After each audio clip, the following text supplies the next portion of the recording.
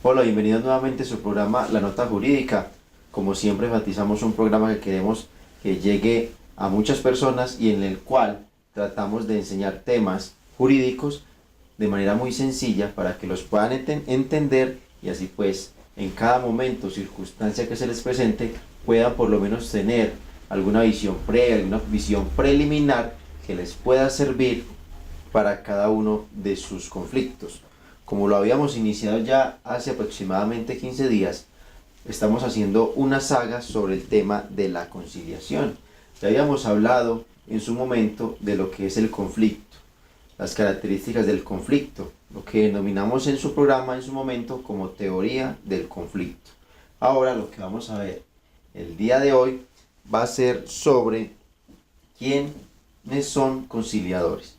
Papel de la conciliación viene del conflicto. Cuando hay conflicto podemos recurrir a los diferentes medios que nos presenta el sistema jurídico para solucionar nuestros problemas. Entonces, si recurrimos ante el juez, la investidura o la persona capacitada, la persona idónea para llevar a cabo o para tener conocimiento, mejor dicho, de esa dificultad o de ese problema que se le presenta es el juez, si recurrimos al juez tradicional. Pero, como estamos viendo, la conciliación es un mecanismo, una forma, un procedimiento que nos permite no ir directamente al juez, sino ir ante un conciliador, que es la figura que vamos a ver hoy, y este conciliador es el que nos va a permitir llevar a cabo un acuerdo entre las partes. Algo muy importante.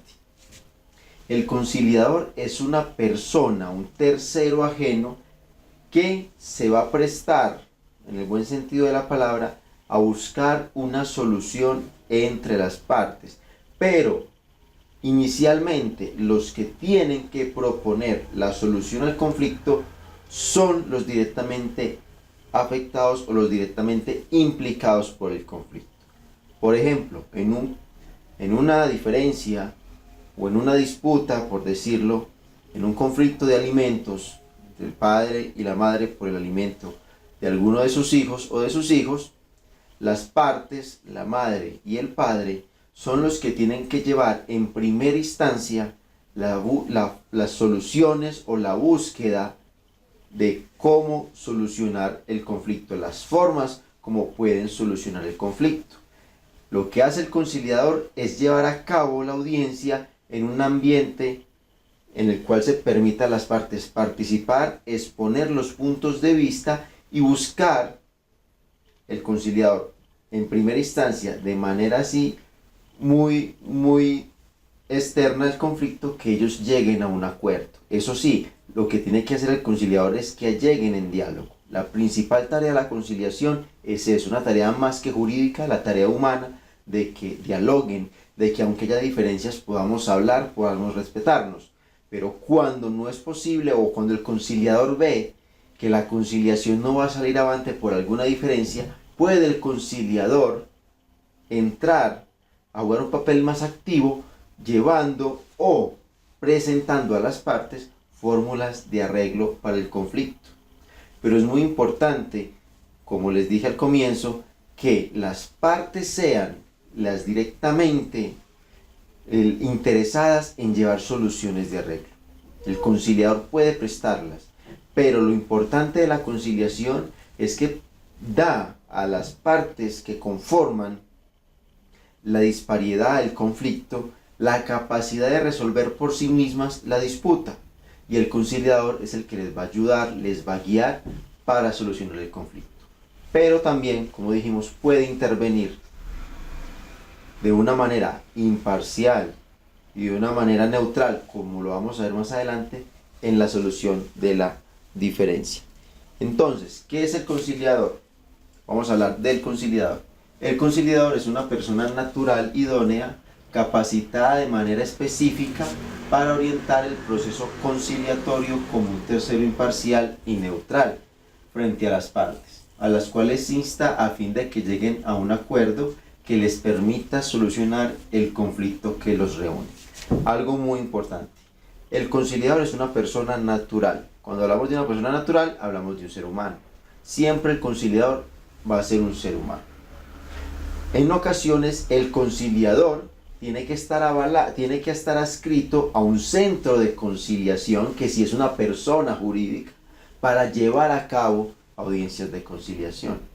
Entonces, eso es muy importante. O el conciliador es un funcionario público que está investido de facultades de conciliación, pero es por el cargo que desempeña. Pero siempre la persona que va a ejercer como conciliador no es ni una entidad pública, ni es un consultorio jurídico, ni es un centro de conciliación habilitado por parte del Ministerio de Justicia y del Derecho. No, el conciliador siempre será una persona natural, un ser humano habilitado para ejercer esta labor.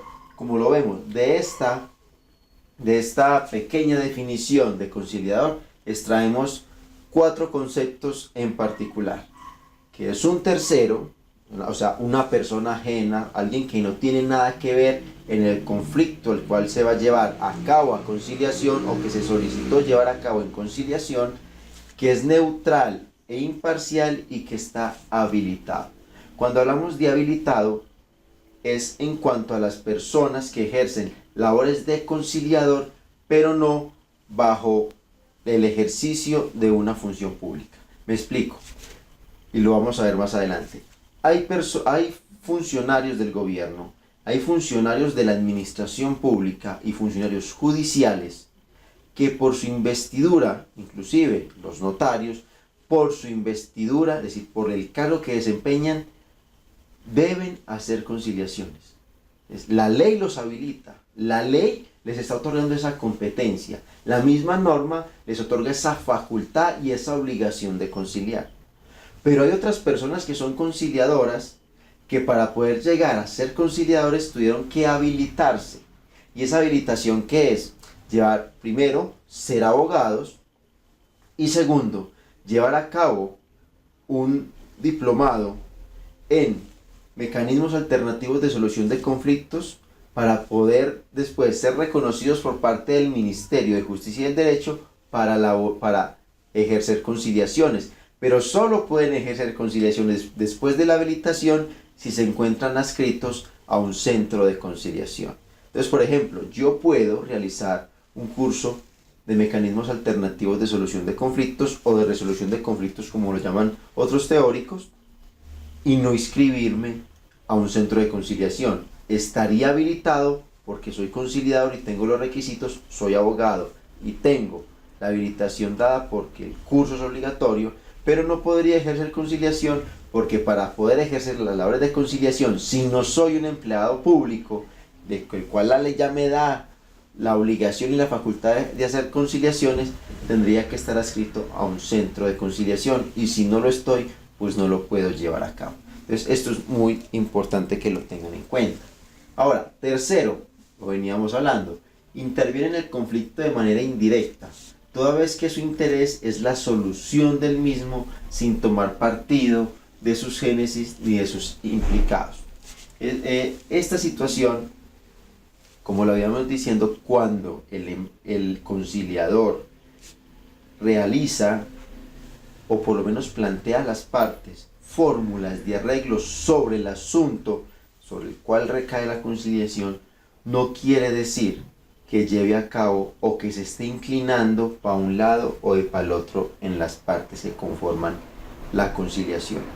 Por eso es muy importante que las partes sean las que primero presenten sus cartas, jueguen sus cartas, indicando cómo creen ellos que es la mejor solución al conflicto.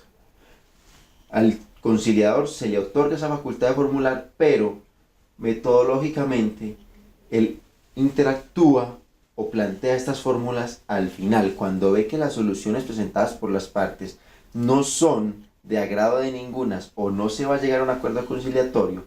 El conciliador plantea, pero este planteamiento no quiere decir que tome partido, porque el conciliador tiene que ser una persona que, además de tener la capacitación o la idoneidad que exige la norma de ser abogado y además de tener el curso de mecanismos alternativos de solución de conflictos, debe ser una persona que sepa llevar la conversación, sepa llevar la discusión y sepa manejar el ánimo de las partes para llegar a un acuerdo. No es solamente la conciliación un asunto jurídico, como muchas veces se puede ver, ¿no? La conciliación tiene un eje transversal interdisciplinario, porque el conciliador tiene que saber cómo llevar a cabo la discusión, los temperamentos, las posturas, las emociones, porque eso juega al momento de una decisión o de un acuerdo.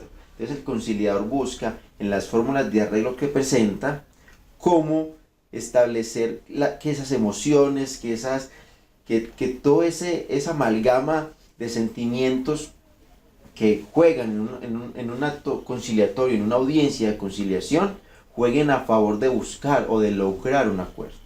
Algo muy importante, no se puede descartar el papel del conciliador en estas etapas, en especial algunos centros de conciliación que establecen unos protocolos internos. Eso lo vamos a ver en un capítulo posterior, cómo se acreditan los centros de conciliación. Unos centros de conciliación exigen al conciliador estudiar el caso previo a la audiencia y además de estudiar el caso, tener ya listas unas fórmulas de arreglo.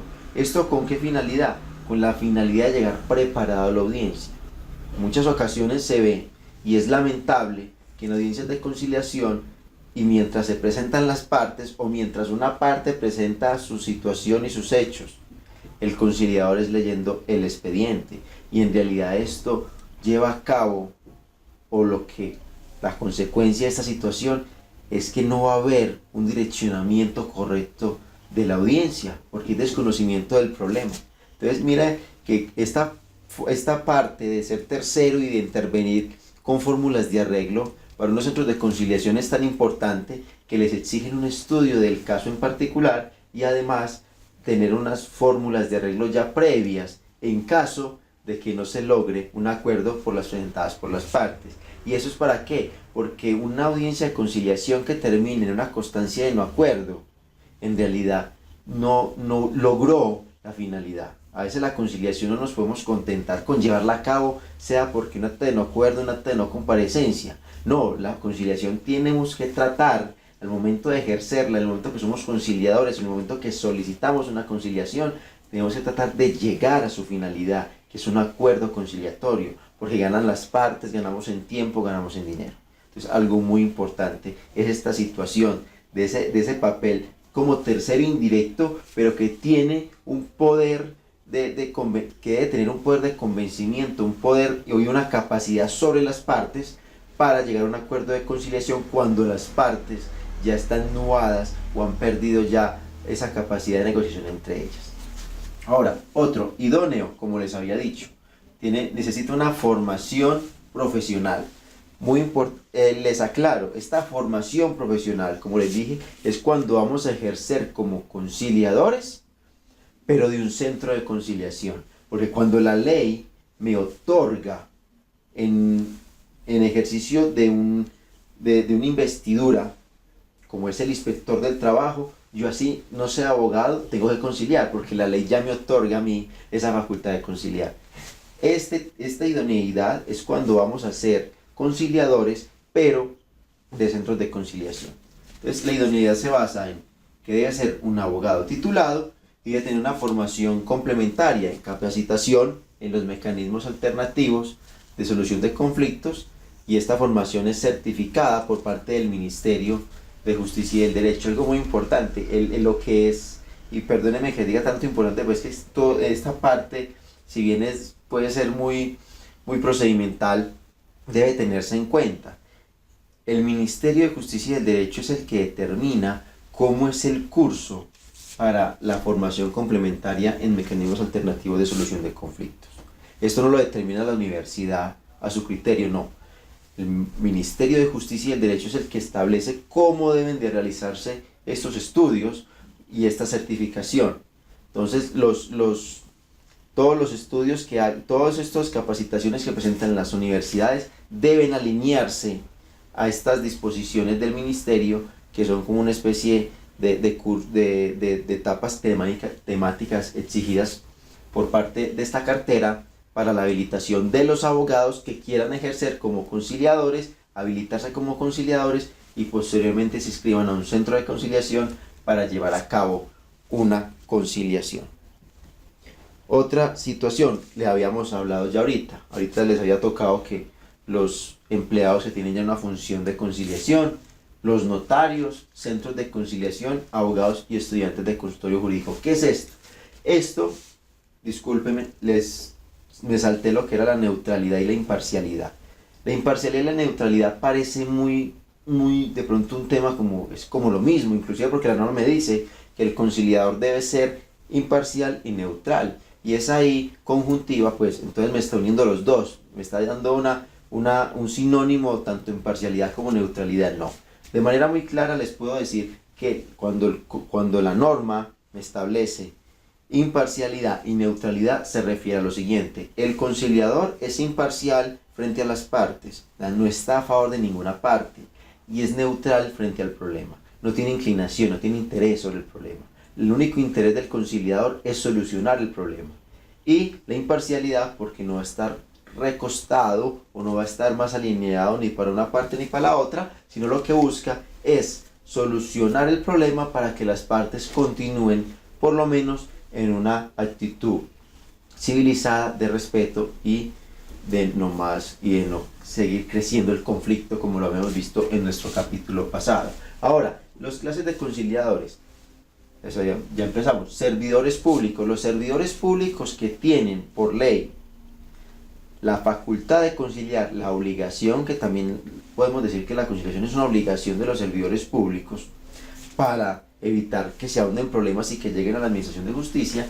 Cuando un servidor público tiene esta facultad, no requiere la certificación ni la formación académica de abogado. ¿Por qué? Porque la ley ya le está otorgando esa facultad. Entonces, ¿qué servidores públicos son conciliadores?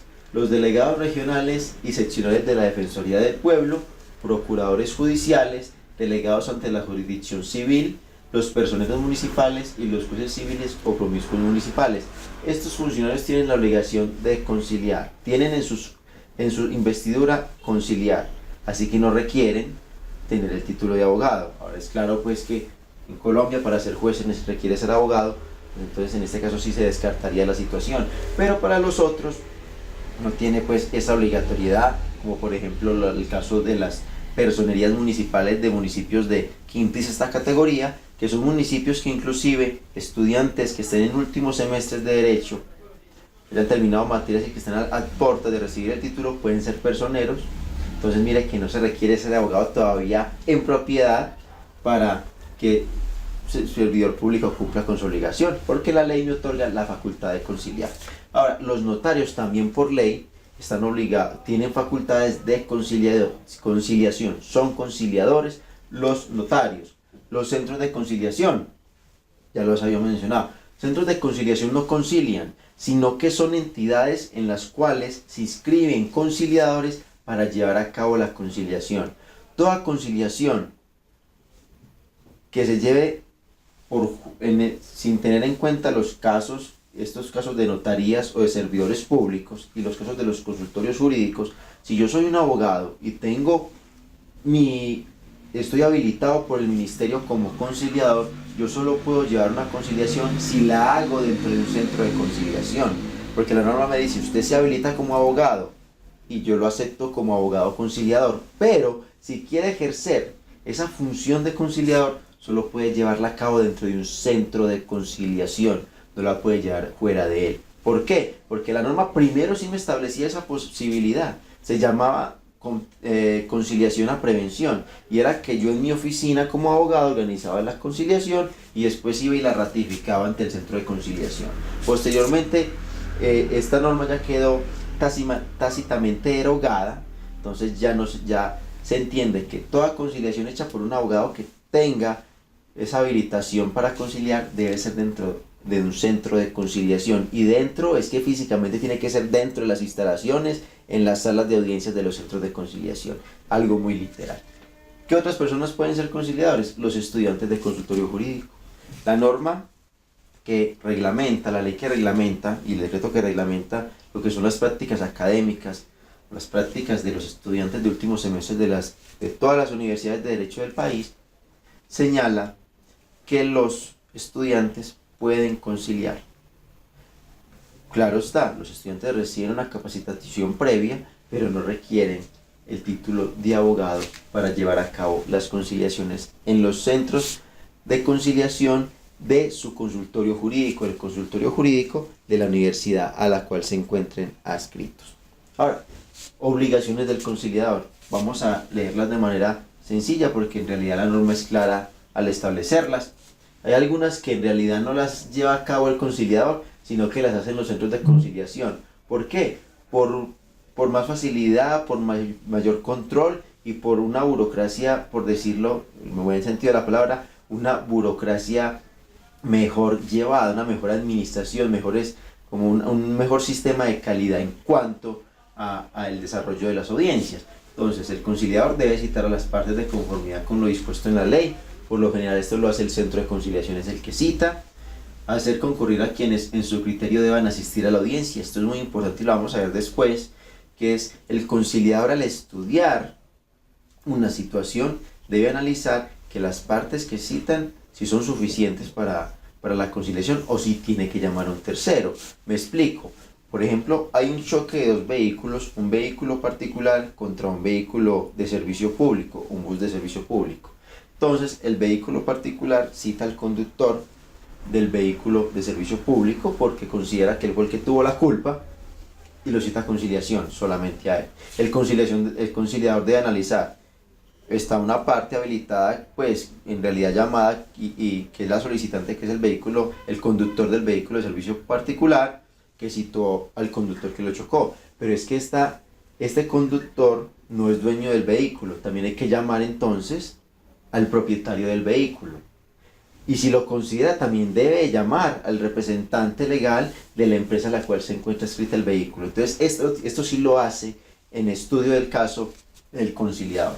Otra, ilustrar a los comparecientes sobre el objeto, alcance y límites de la conciliación. Esto es algo muy ritual. Siempre que se inicia una conciliación, el conciliador tiene la obligación de explicar cómo se lleva a cabo y los efectos de la conciliación, para qué sirve la conciliación y cuáles son las consecuencias de llevar a cabo un acto conciliatorio o llegar a buen término la conciliación. Cuarto, motivar a las partes para que se presenten fórmulas de arreglo con base en los hechos tratados en la audiencia. Ya lo hemos tratado a lo largo de este programa. Quinto, formular propuestas de arreglo, muy relacionado con el cuarto. Sexto, levantar el acta de audiencia de conciliación. Esto lo hacen los conciliadores, pero también con ayuda de los centros de conciliación. Séptimo, registrar el acta de audiencia de conciliación de conformidad con lo previsto en la ley. Este registro del acta o del actas por lo general los hace es directamente el centro de conciliación y no tanto el conciliador. Impedimentos y recusaciones. El artículo 140 del Código General del Proceso establece para el conciliador las mismas causales de impedimento y recusación como si fuera un juez. ¿Por qué como si fuera un juez? Porque la ley, la Constitución, es la que le otorga al conciliador y al árbitro en los procesos que se lleven a cabo en un arbitraje o en conciliación, les concede de manera transitoria funciones jurisdiccionales. Entonces, al concederle a un particular esas funciones jurisdiccionales, se aplica de manera temporal y transitoria las normas que abarcan la función de sujetos como los jueces, que son de manera permanente los que están dedicados a la administración de justicia. Yo como conciliador de manera temporal y como particular voy a administrar justicia, así me dice la Constitución. Entonces, en ese momento, en lo que es la audiencia, usted va a estar sometido a esta situación de la recusación y los impedimentos en el trámite de conciliación. ¿Qué responsabilidades puede tener o puede llevar o debe soportar en caso de que se presente el conciliador? Tiene 3 responsabilidades: penal, disciplinaria, civil o patrimonial. ¿Cómo se ven o por qué estas responsabilidades? La responsabilidad penal se lleva a cabo muy relacionado con lo que les acababa de decir. Es que yo como conciliador estoy investido de manera transitoria de funciones jurisdiccionales. Entonces, el Código Penal El conciliador desempeña funciones públicas de carácter transitorio.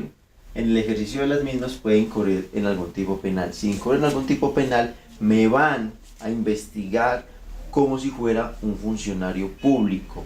Algo muy importante, y lo reitero, solamente en el acto de la conciliación. Yo sé en el acto de conciliación es que estoy investido. El hecho de yo estar inscrito en un centro de conciliación no me vuelve siempre sometido a este régimen. No, en el acto de conciliación, porque yo solamente como conciliador ejerzo funciones jurisdiccionales al momento de la conciliación. Se acabó la conciliación, ya vuelvo a ser una persona sujeta al régimen ordinario de los particulares, no el régimen público. Otra, la responsabilidad disciplinaria. Como soy un particular investido de esta función que es exclusiva del Estado, que es la Administración de Justicia, entonces me cubre toda la responsabilidad que se derive de el Código Único Disciplinario. Entonces soy un sujeto disciplinable por parte de la Procuraduría, que tiene el poder preferente en poder disciplinario, o de las otras entidades que ejercen este poder. Y finalmente, responsabilidad civil y patrimonial. Eso se ve mucho es en las conciliaciones que hacen ante los entes estatales, que tienen que llevar a cabo siempre una conciliación. Si yo como conciliador incurro en un error que conlleve a un pago por parte de la administración pública, puedo verme en una responsabilidad patrimonial y así reparar de manera posterior a la entidad afectada. Inhabilidades que me trae la ley 640, que es la que me regula todo el trámite de la conciliación. Es que si yo soy conciliador de un tema, soy conciliador de un asunto, yo durante el año siguiente ese asunto no puedo ser ni asesor, no puedo ser asesor, colaborador o tener algún vínculo con alguna de las partes que lleve a cabo la situación. ¿Por qué? Porque si ella ya tendría conocimiento de las causas. Y algo muy importante en la conciliación es que en el acta de conciliación se escriben los acuerdos, pero el acta lo que es la conciliación como conciliación tiene una parte de confidencialidad. Tanto que la norma me dice: lo que se discute en conciliación no se entiende como prueba en el proceso judicial. El proceso judicial es otro cuento, allí hay que convencer al juez. Aquí hablemos nosotros, tenemos esta confidencialidad. La conciliación solamente trae situaciones adversas en caso de que yo no vaya a conciliar. Por ejemplo, en materia laboral, si yo cito al empleador a que concilie ante el inspector del trabajo y este no va, se le entiende que el no ir es una causal que se le va a entender que lo pedido por mí es cierto y que él tiene culpa, para decirlo de manera muy sencilla, cuando no va la otra parte. Pero si las partes van, así no haya acuerdo conciliatorio, eso no se entiende entonces que ya alguien tiene más culpa que otro o hay una prejudicialización. No, en el proceso judicial ya nos entendemos y el juez es el que tiene que ser convencido por las partes para determinar las cargas y las obligaciones de cada parte. Y por último, el Consejo Superior de la Judicatura. Eso es muy importante, y esto lo quiero resaltar por lo siguiente. Esta entidad es la competente para conocer de las faltas disciplinarias en que puedan incurrir los conciliadores. Es el Consejo Superior de la Judicatura quien, de acuerdo al artículo 111 de la Ley Estatutaria de Administración de Justicia, debe ejercer la función disciplinaria con los conciliadores. Este artículo 111 de la Ley Estatutaria de la Administración de Justicia es el que ha creado el meollo para muchos críticos de que solamente la conciliación pueda ser llevada por abogado. Y es que algunos críticos dicen: la conciliación puede ser llevada por otras personas con otros criterios, por decir, por ingenieros, por contadores. ¿Y por qué? Porque sí hay diferentes temas. Y qué mejor que si hay un problema entre ingenieros, que sea un conciliador un ingeniero. Tiene más conocimiento un ingeniero sobre situaciones de ingeniería que un abogado. Pero como este artículo es el que me dice que es el Consejo Superior el que me va a disciplinar, el que me va a sancionar, entonces solamente el Consejo puede disciplinar a los abogados. Un Consejo Superior no puede sancionar a un ingeniero, porque los ingenieros tienen su propia organización, ni a un contador. Entonces este artículo es el que ha excluido a otras ramas de las ciencias de poder ejercer conciliación. ¿Por qué? Porque solamente el Consejo puede sancionar a abogados. Entonces no podemos poner a un ingeniero, así se encuentre y haya estudiado los mecanismos alternativos de solución de conflictos y haya certificado el estudio.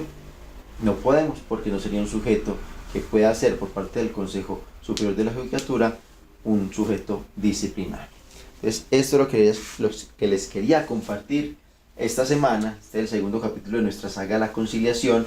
Muchas gracias a la Corporación Universitaria Lasallista, que es de la cual nos está prestando toda esta información para compartirla con ustedes, para que estudien, para que se interesen más en este tema de la conciliación y se apasionen en llevar a cabo no solamente esto en una etapa judicial o como un mecanismo ya de conflicto. No, la conciliación debe ser algo para todas las situaciones de nuestra vida. Debemos ser conciliadores. Colombia es un país de mucho conflicto y lo que tenemos que buscar es lazos de diálogo entre las partes. No sé aprender a hablar, así seamos contradictores.